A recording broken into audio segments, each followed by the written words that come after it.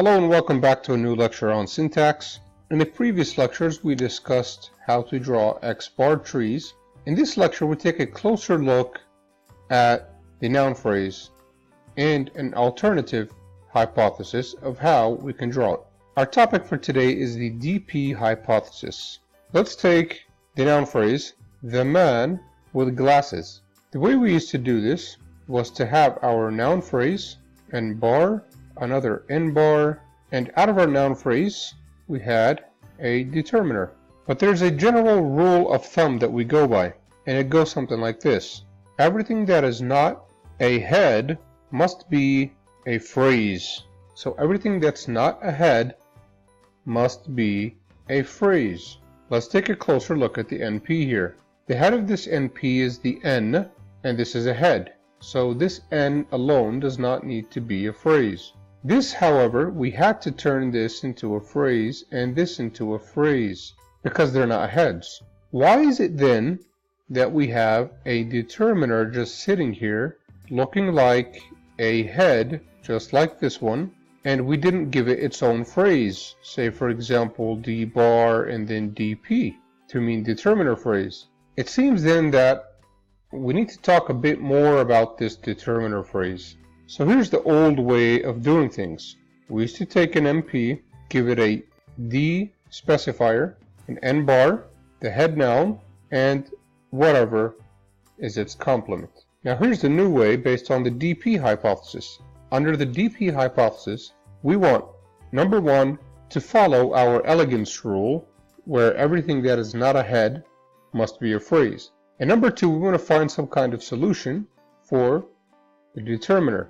And number three, as we will see later on, there's evidence that the old structure is incorrect. So the new structure starts with the DP.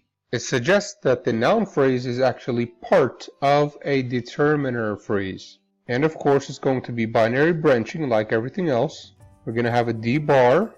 This D bar is going to give rise to the D, which over here was just a specifier of NP. And this D is going to take as its complement, not as its adjunct, an NP. And then here we can continue. Of course there's not going to be a specifier anymore. And then have our noun and whatever complement there is. So explaining this a bit, the head now is the determiner. It's the one that projects upwards. Maximal projection is now called a DP. This determiner takes as its complement a noun phrase.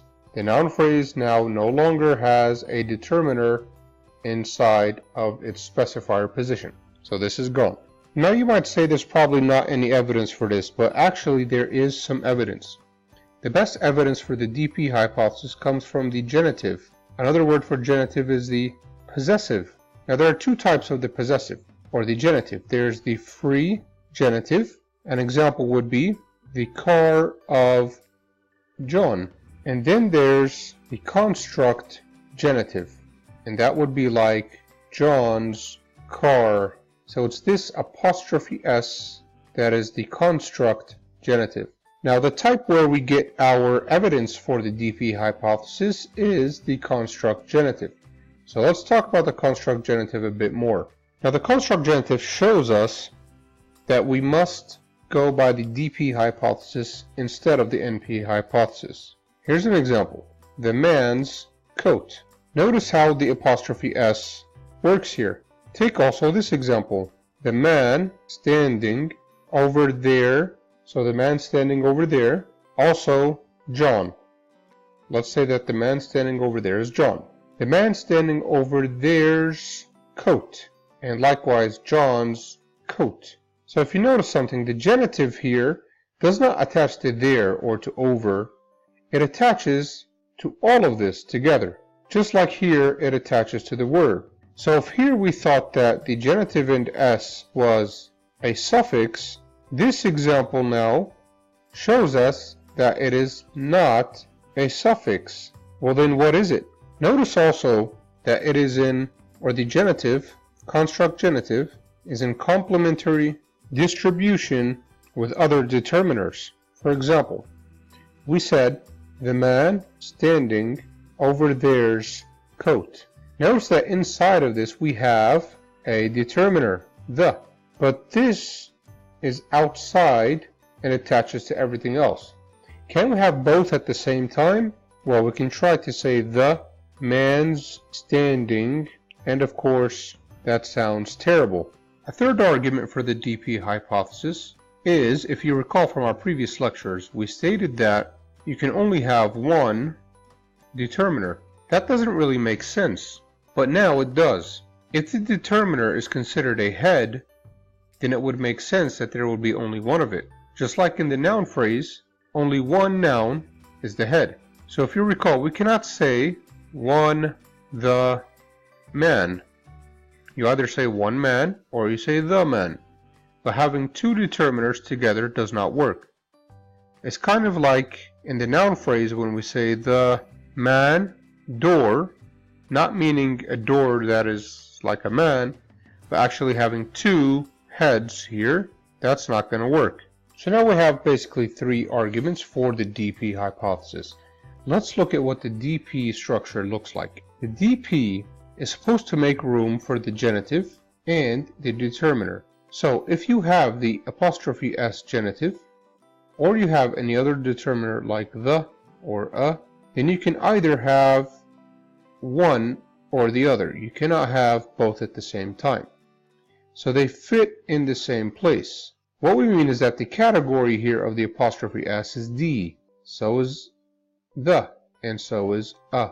So just like regular X bar theory, we're going to have a specifier position and a D bar. This D bar will give rise to our head and the complement. The complement of D will be an NP, which could be any NP of your choosing. Now, what goes in the specifier position? Well, first off, let's take a rather easy example. In what we used to call an NP, the man, now it looks something like this. The man. Alright, so again, something like this. Great. But what if our determiner was not the, it was instead the apostrophe s? How will that work? Notice here that man follows the apostrophe s. So how do we get a structure like the man's hat? Doesn't seem to fit here, does it? Well, what we can do is use the specifier position to add in another determiner phrase. And why would it be a determiner phrase, not a determiner? Well, because we said everything that is not a head must be a phrase. So again, we already have a head, which is right here. So everything else must be a phrase. So we start off our tree just like we always do with our DP. And now this DP would be the possessor. The head D would take only the apostrophe s, and this NP would be reserved for the possessed. So in this part, the man's hat. What is being possessed? What is being owned by someone else? It is the hat. So hat would go here. It is possessed. Who possesses the hat? Or who is the possessor? It is man. So man would be here. Now you see how we get the correct word order. Man plus the apostrophe s gives you man's hat. Now where do we get the other determiner the for the man's hat? Well, if you look closely, this is a DP. That means we can get some recursiveness here. This DP can give rise to something that looks as big as this. So let's see what this DP can hold. Just like any other DP, it could have a specifier, then a D bar, a D, and its own MP. Now you can consider this to be just like any other DP. So here's where we can add in the, and here's where we can add in the possessor noun phrase, which is man. Now if you look at the correct word order, we have everything in place. The man, put down the apostrophe s, man's, and then hat. So now we got the man's hat. What about the longer example we looked at before? The man standing over there's hat. Now we're going to see why this s here, or this possessive s, modifies all of this. All of this is a DP. In a DP you have a specifier, a D bar, a D, and an NP. This of course is our NP right here. Our D is the possessive S, so we'll just write it over here. Now we're left with all this. So we're going to put in a DP here and continue. There's our specifier, D bar. D would be reserved for this the, so we'll put that here. And then of course you're going to have a noun phrase. This noun phrase will have an N bar, and let's put in another N bar because we want this to be an adjunct. Okay, and then we can move on to the head noun. And that's how you get the man standing over there's hat. Now it makes sense that this apostrophe S modifies this entire DP. So now I hope that's clear. This again is another look at the DP model, the more simpler version. And that's all we need to know about DP for now. So what we want to make sure of is from now on, when we draw anything that has to do with a noun phrase, instead of drawing what we used to draw as a noun phrase, we're going to draw the DP and then have that noun phrase be inside the DP. But the question is, what if I don't have a determiner? What if I just want to say man, as in the sentence man is evil? Well, I do the same thing. DP, D bar, D, NP, N bar, and that's our N.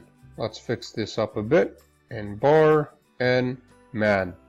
It seems like a lot of wasted space just to say man, but there's very good scientific evidence towards these structures. What about D? There is no D here. What we do is we indicate that it is a silent determiner.